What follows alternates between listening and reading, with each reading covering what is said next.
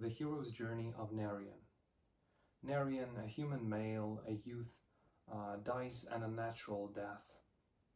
And once his essence, his spirit, soul, leaves his mortal flesh, which has been doomed in the volcano, in the lava of a volcano, his essence gets ascended by the principle of life, by the second unknown, one of the two powers that govern the universe.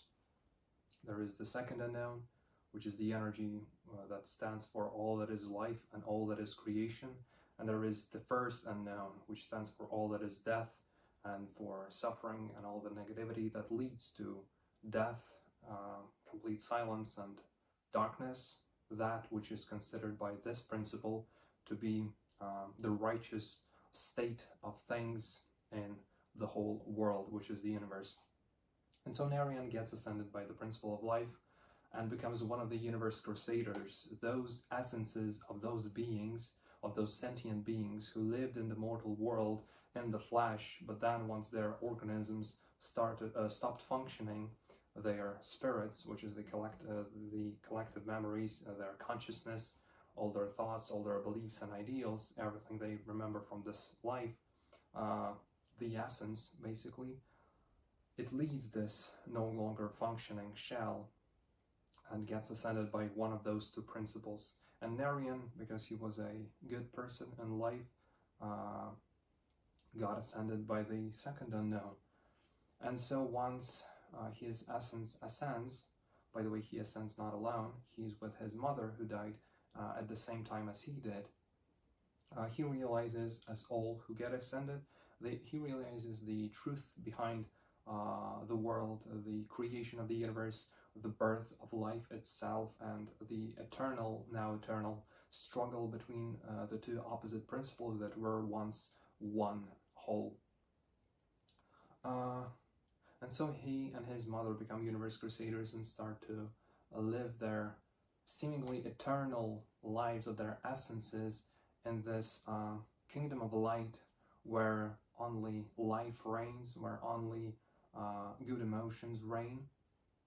But obviously, with such an enemy as the first unknown, which wants to destroy everything, this state of being, as is in this cradle of light, where the universe crusaders live their essences, it can't be sustained without struggle. And so a crusade is about to begin, a crusade which is a gathering of universe crusaders, of this enormous army that marches to the place where the first unknown reigns, where the universe defilers, their eternal enemy, always stays. And usually universe defilers, the essences that are ascended from the planet where they lived, obviously their place of belonging where they live, it cannot be placed at the top of the planet. Usually it is the universe crusaders' home, let's say home, right? That is at above the planet where is life. And so the universe defilers live above the planets that are dead, where life does not reign. And so the universe crusaders, in order to fight them, their threat, in order to try to eliminate it, they have to tread a dangerous path towards this dead planet, the path through cosmos and different traps that the principle of the first unknown sets for them. The universe crusaders never know what awaits them on their path, as it is always changing in the space, in the cosmos. At first, when they travel to this place, they cannot travel directly to the dead planet and to the kingdom of darkness of the universe defilers, and so they can only travel to a border between this junction between two worlds of light and dark in the universe at this junction, right? And so they begin their path there. How do they travel to this border? Through a black hole which opens up by the maintainer of the line between good and evil principles in the minds of all sentient living beings on that particular planet. So from Coriolis, for example, it is the Nerian who opens the black hole. And so Nerian is one of those who is about to go on this crusade of righteousness to defeat those, or to at least fight against those who wish to bring everything to eternal slumber. His mother, on the other hand, stays stays bathing in the light of the Universal Crusaders' home. And so, as the second unknown, the principal, does not call for her in order to have to battle, it is only Nerian and others who have to. And so he says goodbye to his mother and asks her not to be worried about him, as everything is in the hands of the Principle of Light. And he feels that the second unknown, he has to protect the Principle of Life. As all the Universal Crusaders, they have this feeling as if they have to do it, but also at the same time Nerian feels really sad that he has to leave his mother be here and basically spend the time without her, away from this home in the enemy territory, and not knowing if he will return or not. But these thoughts are present in all of the Universal Crusaders, but then again they understand their duty too well to neglect the call of the second unknown. And so he heads to the crusade, and during this crusade he fights in many battles, he makes many friends. But Nerian himself also, during this crusade, he not only makes friends, but he also makes one particular enemy, an Avaran girl called Elunia, who is one of the strongest warriors of one of the so to say generals of the Universe Defilers, who are adepts of the Circle of Darkness. There are adepts of the Circle of Light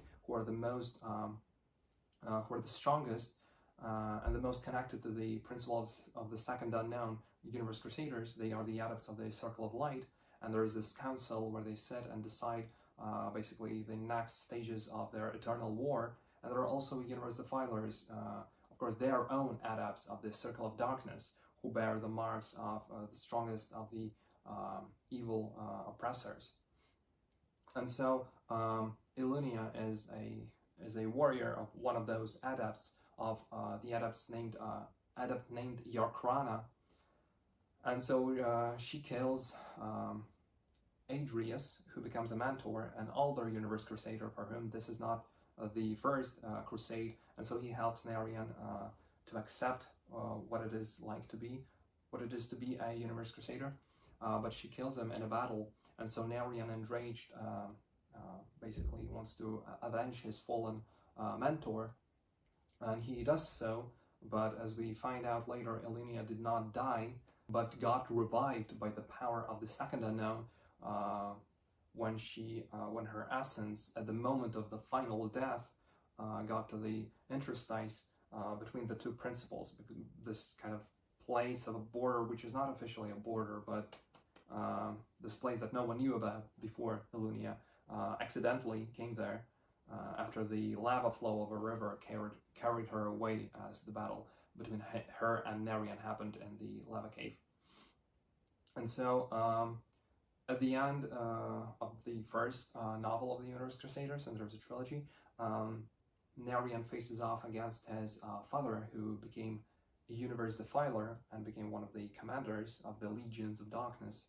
And so he faces off against him, but gets captured with the remaining survivors of the Universe Crusaders army, which they are led by one of the adepts of the Circle of Darkness, Raylearn, who was doing these experiments, which were the focus and the main idea of those experiments. What he wanted to gain was the creation of their own synthetic maintainer of the line between dark and between good and evil, in order to create their own version of the black hole to get to the to Universe Crusaders, because the Universe Defilers, the only thing they can do is to protect themselves. They cannot attack Universe Crusaders, as they can technically pass this whole distance between the planets, right? But it will take such a long time, and they will probably be defeated along the way by the by those protectors, the Universe Crusaders, who always guard the border and the towers and whatnot, and they will just it won't work. And so he was the one who was thinking about creating his their own version of the maintainer, who would then be able to open the black hole. And so he experiments with the Universe Crusaders, but not only with them, but also with a skeleton, a living skeleton who does not seem to have a connection to any of the principles, neither to the second unknown nor to the first unknown. And so the skeleton who says he was ascended by the first unknown a long time ago, but then the principle of death basically ate him, ate his essence up, and he became clear of all the principles. And so Raylearn sees this opportunity in the skeleton, and so he traps two essences of the Universe Crusader and the Universe Defiler into one basically shell of a skeleton, and so making someone who is both connected to light and dark, and thus becoming a master of both principles. And obviously this leads to suffering between two essences which cannot live together inside the bones of a skeleton named Skidari. Nerian, who became friends with this skeleton, or who will become friends with him, he named him Skidari because the skeleton, he did not remember his name. Raylearn's experiments, he succeeds in that, but Nerian, seeing how his skeletal friend no longer being himself, being trapped in this void of suffering, he unleashes the hidden potential that he had all along, his connection, his deep connection to the second unknown, which was unbeknownst to anyone, that he had it. And so he unleashes this power, destroying all that is the first unknown inside the dungeon, the captivity they were held in, the Universe Crusaders, by the Universe Defilers, killing almost everyone inside of the enemies. Only Raylearn and Skidari managed to escape, but at this time when he does this, Nerian sees, as he thinks, not a vision, but he gets somehow his essence gets transferred to the same mortal shell he lived in Graelius, and he's placed on a dead planet above which the Universe Defilers reign and live. And he feels as if this planet can become alive. There is a potential hidden there because he can breathe. He realizes that, and then after a second, he's back to his essence form, and they escape. The Universe Crusaders escape because of this unimaginable surge of power that got unleashed by Nerian. And so they got back. The adept Edelweiss, who was leading the Universe Crusaders during this crusade, he is able to contact Nerian, who opens the black hole, and they leave. And so begins the journey of Nerian in order to uncover the secrets of what his sudden presence on this dead planet means. And so at first the adepts of the Circle of Light are kind of skeptical about what he tells, and at the same time in the Universe Defilers, Raylearn tells everyone about his success and his experiment, which he was conducting for millennia before and was never successful, and everybody kind of considered Raylearn to be an outcast. But in the end, Raylearn succeeded, and he shows all the other adepts, Skidari, inside of whom there are finally two opposing energies which he was able to bring together. During this time, of course, many other things are happening with other characters such as Milius and Hazaret, and their creation of the Great Blade, which can slay even those who are ascended by the same principle, meaning that Universe Crusaders cannot fight against Universe Crusaders, as their essences and their weapons that they create are all formed from the same principle that they live by, basically. The same energy. The same energy cannot cut through the same energy. They cannot wound each other. The same goes for Universe Defilers.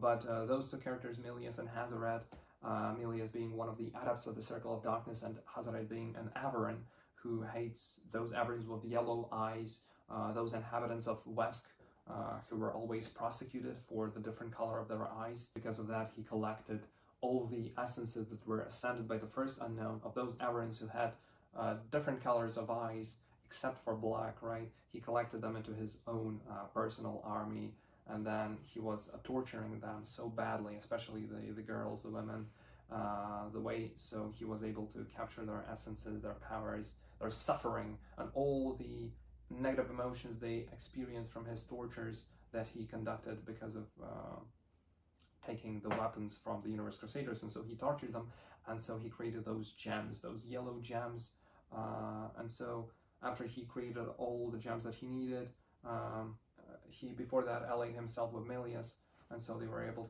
to merge all those suffering and all those negative emotions, merge them all together to create a blade that can slay the unslayable, to slay even those who are ascended by the same principle. And so obviously there become the war begins. Of course, they cannot kill each other with their own means, but only with this blade. And so, but they can make their essences no longer be able to produce any weapons, anything, if they fight long enough and make like weapons all the time. This way, in time, the more that they do this, the less potent their essence becomes. And so this is the way how they can disarm their opponent, even if he was ascended by the same principle. And so this is what they are trying to do. Everyone fights against Raylearn. The Adepts unite against him, and then Raylearn gets Skidari from Milius and also takes the blade from him, because Milius slaughtered Hazaret after he got the blade.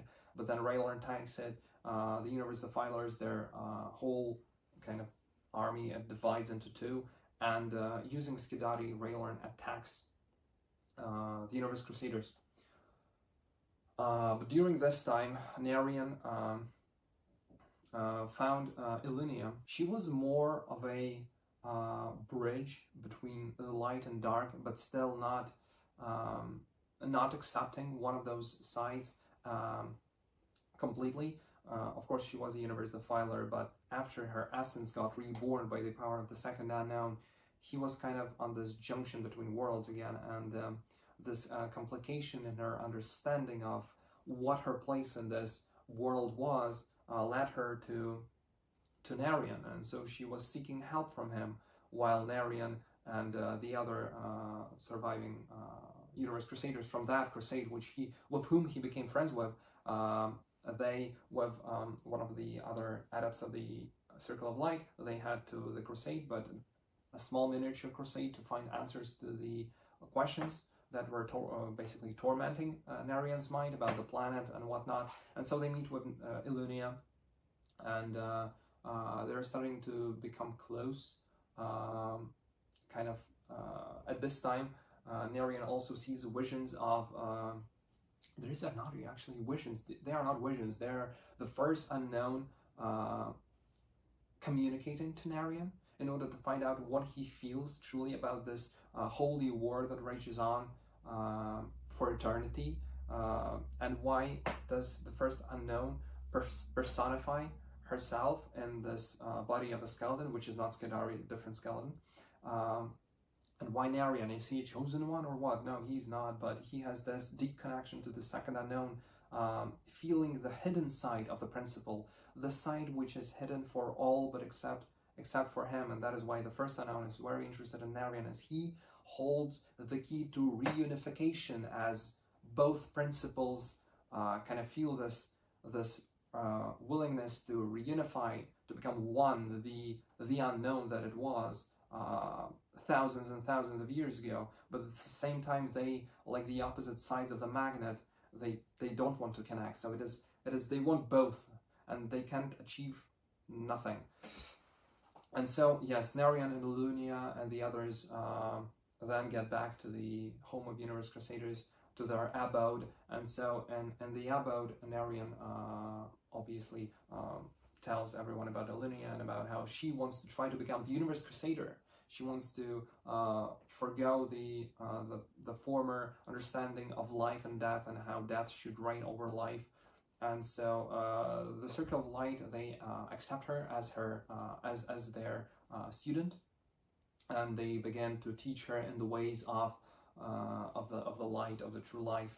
And during this time, Nerian and Illunia grow quite close together, traveling across beautiful sites of the abode of the Universe Crusaders. And obviously Nerian's mother, named Azura, also meets with Illunia. But that is not to be. Happiness has an end, and this end is when Raelorn attacks with with a part of the Universe Defilers who join him in his anti-crusade against the Universe Crusaders, and so the battle ensues in the abode of the Universe Crusaders, the first time that it happens in the whole history. But Raelorn cannot succeed against all the enemies, although he fights with his sword that can literally kill dozens of regular Universe Crusaders in one swing, and can kill in one swing one adept. So it is a very powerful weapon. Even though he slays the last two dragons, he fights against the adepts, all 12 of them. He cannot succeed. His forces are getting depleted, and in the end, he loses, and the Universe Defilers have to leave the abode of the Universe Crusaders. But during this time, Illunia also realizes that her true destiny lies with the Universe Defilers, and so she fights against Nerian. Nerian has nothing else to do but to strike her down. Sedgar, Nerian's father, whom he fought in the previous novel, who became the Universe Defiler, he takes Azura, his mother, and leaves the abode of the Universe Crusaders, and Nerian is left speechless. He is torn apart inside because he was not able to save his mother. And so this installment ends, and the final part of the trilogy tells about Nerian's final journey to the abode, to the home of the Universe Defilers, and also his realization of how it is possible to connect with other Universe Crusaders who were ascended from other planets and live inside their own abodes. And these are completely different creatures on completely different technological levels of advancement, right? And so he was able to do so with a telescope of the observatory in the abode of the Universe Crusaders. He was not successful at first, and no one believed that he would be successful, but in the end, the adepts of the Circle of Light realized that yes, Nerian was the one who was right all this time, all along. And so after a new dangerous journey to the depths of darkness, and even a fight between light and dark, which is a fight between the creatures of the light twisted by darkness, which arose in the abode of the Universe Crusaders, like this flower that bloomed, the flower of death bloomed in the realm of light, and so Demirian and the adepts have to slay it before attacking the abode of the Universe Defilers. And meanwhile, the adepts of the Circle of Light create a new blade, a blade of immense power, which is quite similar to that which was created by Melius and Hazarat. And so with this blade and armed with new knowledge, they seek victory against the Universe Defilers, the first ever crusade which involves all of the Universe Crusaders. And so they had to their abode, attacking right to their core. And so the final battle ensues, during which Nerian saves Azura. I mean, he saves Azura before this, but then they join the forces together, and he fights along with Azura during this final battle. And during this final battle, the Universe Crusaders from a completely other, the other planet, the other galaxy, they come to the rescue and to the help of their brethren, and so they fight together. And Nerian, joining forces with the adepts of the Circle of Light, travels to the dead planet, and by combining their strength, they are able to bring it back to life. And so the Universe Defilers are finally defeated at this particular planet, and their abode is transformed into the abode of light, dispersing this light along the course around the abode itself, around the planet itself. And so once the battle ends, once the planet is revived, and once the abode is taken and remade, Nerian realizes that although the struggle of principles is eternal, and he knows his place in this struggle as the Universe Crusader, as one of the strongest and the most knowledgeable about this war. He wants to seek freedom. He wants to seek freedom and to understand if there is any other way of the universe to live, to function. Is there any other way except for war? And even though he realizes that he must fight for life itself, and the second unknown is the principle that basically protects all that is good, he comes to a realization that it can also be daunting, because he doesn't have a freedom of choice here in this matter. And so he, along with Skadari, leaves the Universe Crusaders, and he doesn't join the Universe Defilers, obviously, but he goes into unknown space, trying to realize the truth, the real truth behind the unknown. It's split into two parts, and his role in the history of the universe.